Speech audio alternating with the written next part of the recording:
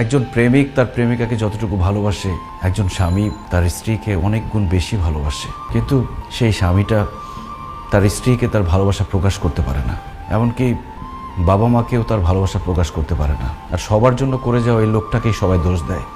ওই যে কথায় আছে না, যে করে বেশি তার দোষও বেশি। আমি তোমার পাশে শুয়ে থাকি, কিন্তু তারপরও তোমার সাথে হাসি মুখে কেন কথা বলি না? কারণ আমি তখন চিন্তা করি, আমি ভাবি যে আমার বউটার মুখে সবসময় হাসি কিভাবে ধরে রাখতে পারবো। ওই দিন তুমি সাজগোজ করে নতুন শাড়ি পরে আমার সামনে এসেছিলে, আর আমি তোমার প্রশংসা করিনি বলে তুমি আমার উপর রাগ করেছো। কিভাবে আমি তোমার প্রশংসা করব?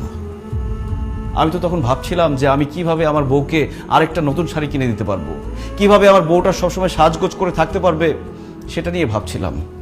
আমি প্রশংসা করতে পারিনি এই জন্য।